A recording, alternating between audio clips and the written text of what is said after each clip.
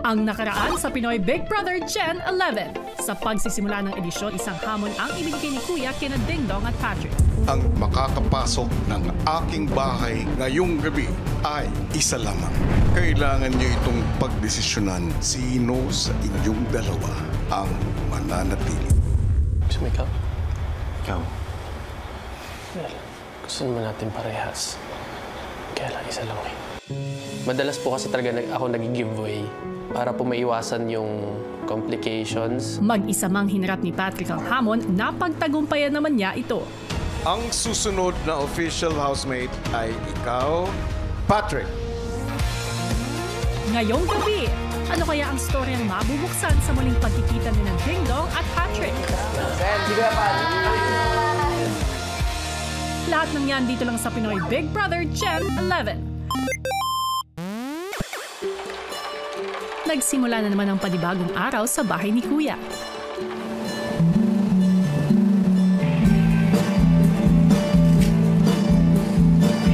Masaya naman ang gising ng isa sa mga bagong official housemates na si Binsoy. Tayo'y mayroong magkakaiba, ipagmalaki mo.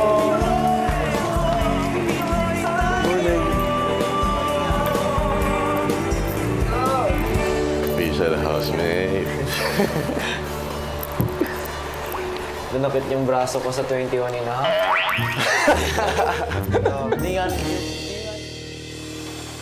Sa pagsisimula ng umaga, ang mga housemates at house guests naisipang maglinis ng bintana sa may pool area.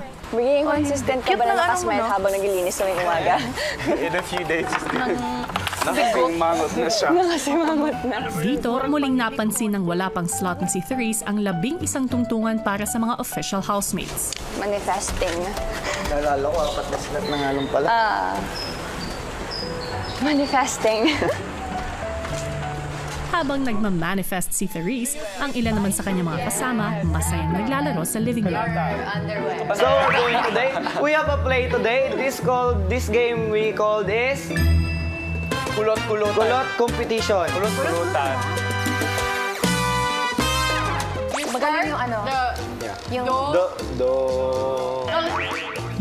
Mukhang masaya to. Handa na ba ang mga tenga nyo? Right here. You're the referee. Sige, 3, 2, 1. Okay? Bilisan mo, inuurutan na sa langangin mo. Guys, linawin nyo muna kaya ang mechanics ng game nyo. Again. One more time. Okay, 3. Let's start. Let's try. Trial 1, 3, 2, 1.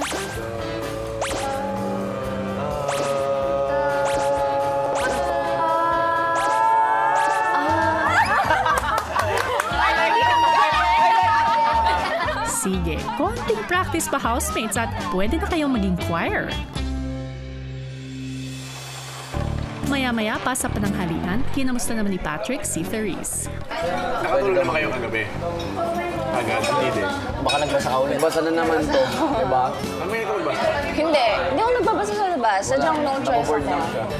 Kasi pag natutulog, dun lang naman tayo may chance na kung ano yung ginawa mo the whole day. So, working talaga yung utak natin.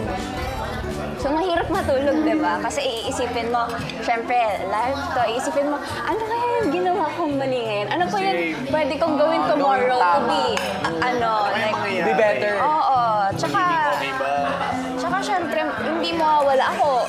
Mag-worry ka kasi hindi mo naman alam kung anong gagawin natin the next day. Anong inisip mo na, inisip mo, pasok na tayo lahat? Actually, iniisip ko, kasi usually naman, di ba, pag nakita mo sa PBB, task na, yun yung nakikita mo, di ba? Pero hindi ko talaga, or hindi ko na-imagine na magpaglalabanan pa natin yung Gen 11. So, in-expect mo nga lahat tayo Lahat pasok na? tayo.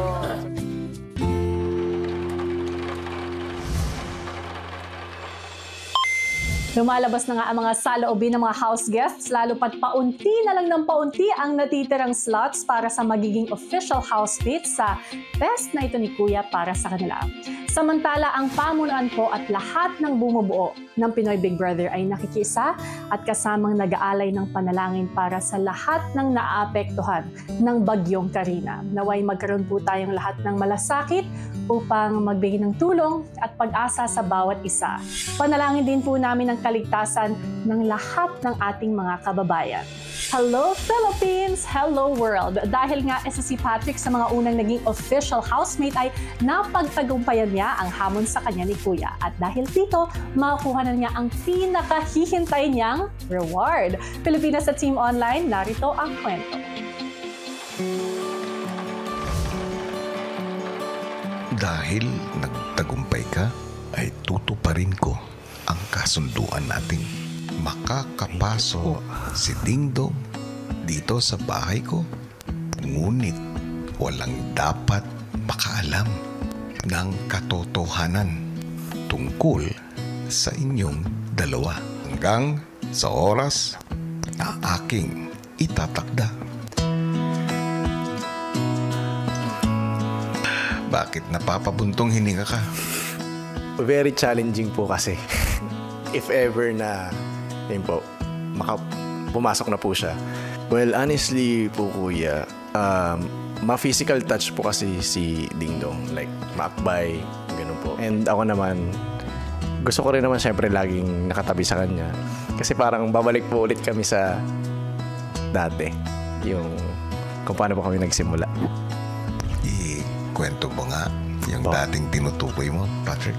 Nung nagkakilala po kami, syempre, hindi naman po talaga siya out. Kasi nung nakilala ko po siya, like may walls po. Very strong yung personality.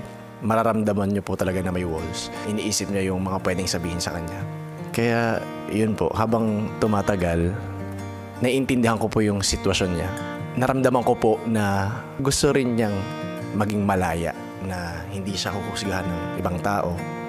Siguro kaya lang po na bago yun, mas tumapang lang po kaming dalawa. Mas nag-focus po kami sa ikaliligaya namin po. Wala naman po masamang magmahal. Yes, iba-iba po opinyon ng tao, iba-iba po yung pagtanggap, pero ang importante, hindi naman po kami masama sa kapwa po namin.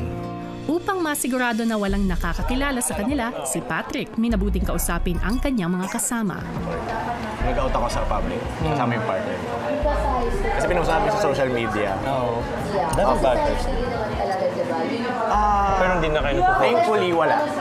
Kasi yung video na yun, nung nag-post kami, nag-viral kasi talaga siya. Lahat ng makilala namin sa circle, nalaman. Nalaman.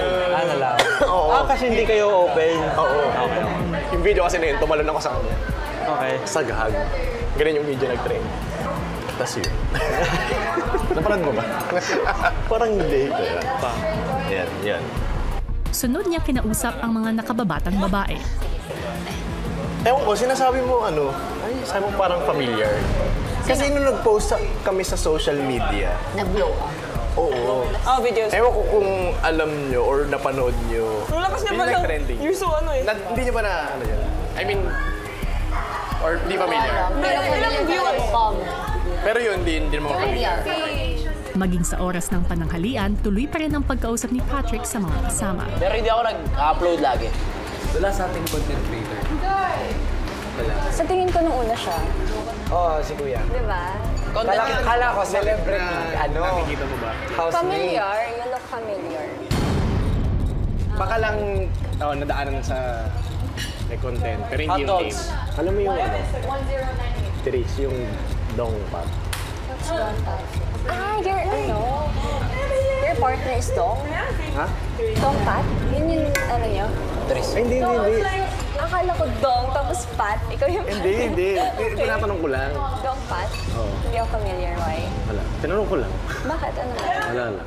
Si Patrick tila naapektuhan ng ginagawang pagkwento tungkol sa kanyang partner, kaya naman minabuti niyang magbukas ng salubin kay Kuya. Actually, Kuya, isa rin po sa reason kung mati po siguro ako makatulog. Iniisip ko po siya. Wala. Iniisip ko lang po siya. halo-halong emotion po siguro. Natatouch and nagigilty. Na parang ako po yung nauna. Gusto kong maintindihan kung bakit ka guilty. Ano po kuya, nagigilty po kasi parang naudlot ko po yung happiness niya.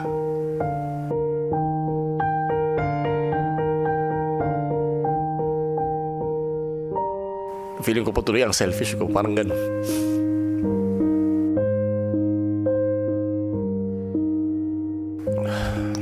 Sa relasyon nyo ba, siya ba lagi ang nagbibigay? Opo. Kahit na minsan gusto ko siya naman. Like pag nagde-decide kami sa mga bagay, laging inuunan niya yung kung saan komportable, saka masaya.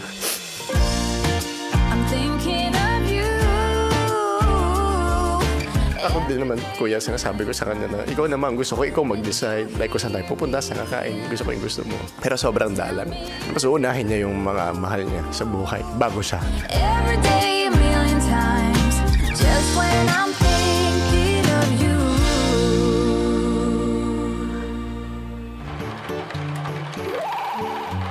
Samantala, isang bagay ang nakita ni na Bricks, Therese at Dylan nang sumilip sila sa labas ng bahay. Pero kanina to? Wow! New housemate? Wait lang, wag na. Siguro Wag mo muna hawakan kasi galawin natin. Agad nila itong ibinalita sa mga kasama. Guys, may maleta sa labas. Gusto niyo check? gusto niyo tignan. Kasi nagulat din kami. Actually. Ang mga housemates at house guests, kanya-kanya na ng haka-haka. Pero si Patrick, hindi pinahahalata ang nararamdamang tensyon. Sino kaya? Oh no! Wala niyo babae lalaki. Ang problema, sakto yung kama natin, di ba? Saan siya matutulog? Lalaki! Lalaki! May blue na panyo! Dadagdag na naman ng kuya, ng next na magiging housemate si kuya. Siguro magiging kompetensya na yon kuya. Si Patrick lalong nadagdagan ng kabad nang tinangkang kunin ng mga kasama ang maleta.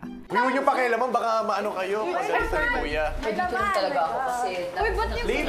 Huwag galawin na.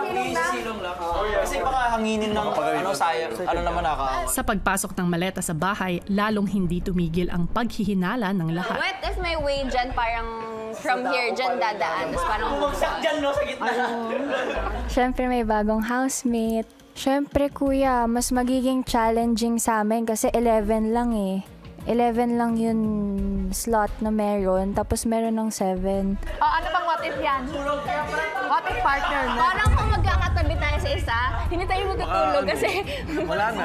Kanina medyo kinakabahan ako na parang feeling niya babae naman, tapos yung iba lalaki. Parang grabe yung pag-observe po kasi nila. So, yeah, sama ko kinakabahan din kung paano mag-a-act din. Inain ako kung ano, what if partner niya, hindi. Parang posible naman, di naman siya like... Oo, what if partner mo yung siya mahilig sa... Eh, what if nga? Ano ulit? Maya-maya pa, si Noemi may iminungkahi naman sa mga kasama. Ayaw niyo bang buksan to? Kaya nga eh, yun yun. Buksan natin! Gusto niyo buksan natin? Hello? Curious ba kayo niyo buksan yon? Alin? Ayun, eto. Yung bag? Bag. Ayoko. Pwede ba? Marami akong iniisip. May bagong housemates or house guest na darating, or may bibisita na related sa isa sa amin. Parang invasion of ano? Hindi. Kasi... Nasa posisyon niya, hindi ayoko, natin hindi ko pakialaman ng iba yung mga gamit natin. Huwag niyong bubuksan. So let's just wait dun sa owner. Wala namang name. Hindi ako nagtitisyo, hindi ako iyak. Walang name. Wala pa kasi si Kuya sinasabi, parang huwag tayo mangialam. Ayoko pong galawin nila yung gamit niya kasi kilala ko po siya. Baka po mainis siya, like pinakailaman yung gamit niya ng walang pahintulot. Pagising nila kinabukasan, ang maleta pa rin ang bumabagabag sa lahat. Good morning. Walang good morning kasi hindi pa din natin nakita ang may-ari. Morning lang. Walang... Morning lang. Morning. Hindi naman matatakot, parang maninibago na naman po kasi may bagong papasok na housemate. Tsaka masaya naman na po siguro na nakasama din siya. Sa hapagkainan, ang mga natitirang official housemate slots naman ang pinag-usapan ng iba. 4 slots na lang, no? Tama ba? Oo, 4 na lang. 4 slots. Ito, gamitin natin.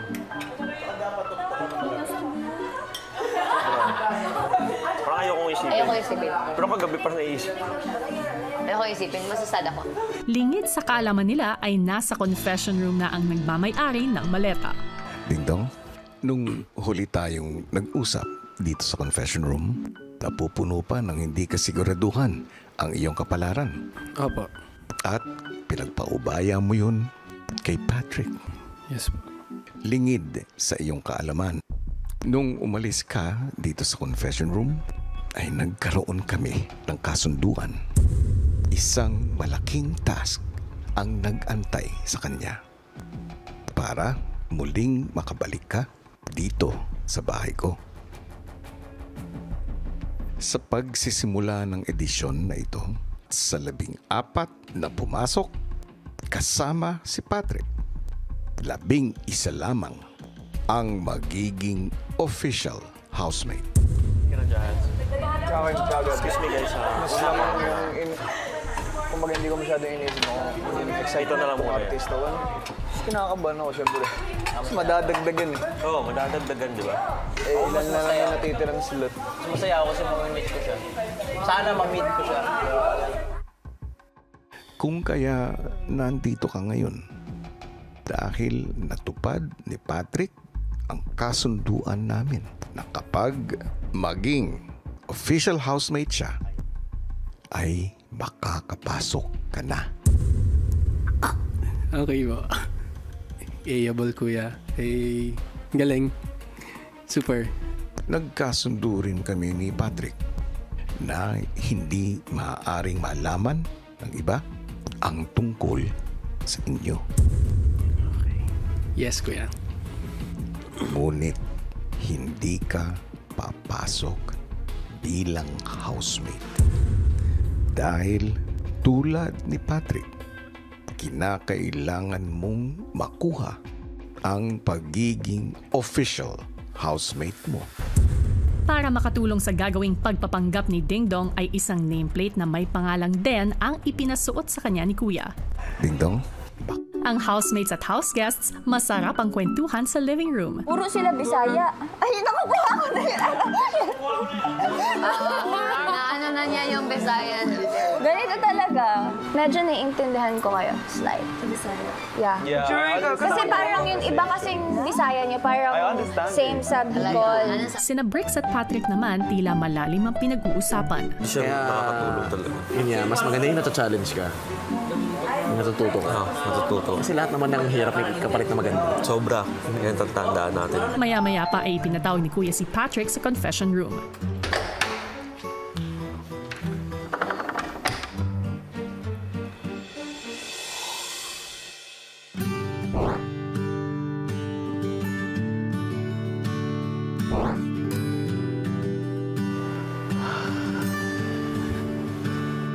Bakit ka nakangiti? Wala po, kuya. Nakita ko po kasi yung pangalan ni Dingdong. Nakikita mo ba siya? Hindi po. Wala naman. Wala po, kuya. Di ba mahilig kang mag-prank, Patrick? Opo. It's a prank. Habang nakikipagkulitan si Patrick sa confession room, sa garden area naman,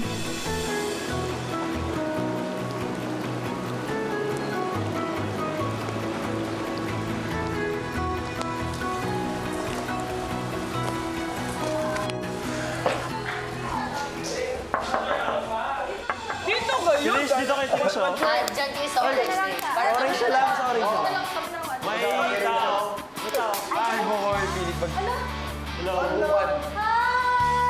Hi.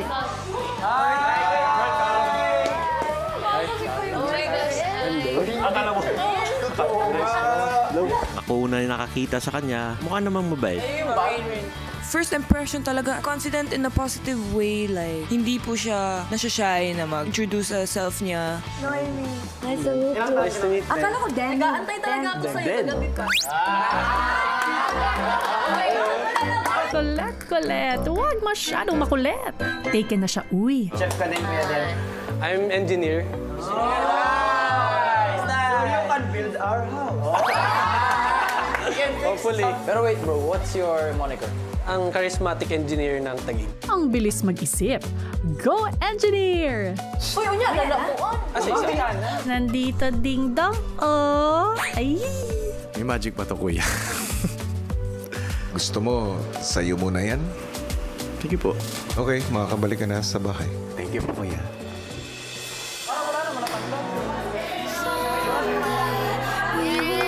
Ay, wala si Patrick. Ibigin si Kuya, ibigin si Kuya. Oh, pwede nyo naman ako wag na ikuya. Thank you Wala for kasi the mga warm welcome. 17 ba eh. Oo nga eh, like 10 years. No, grabe. I think, yeah. Ang wikitas po natin is... Sen, si Kuya Pat. Abangan bukas! Hello. Hello. Moniker, pakilala mo, Pat. Hi. Patrick, ang go-getter partner naman. I miss you. Wait, matanong ako sa'yo, how about the love life? How are you doing?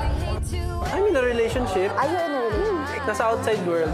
Outside world? Mapagtagumpayan kaya din na Patrick at Dingdong ang kanilang task. Ibinibigay ko sa inyong 7 ang mabigat desisyon sa pagpili ng susunod at huling 4 na official housemates. Lahat ng yan dito pa rin sa teleserye ng totoong buhay. Pinoy Big Brother Gen 11.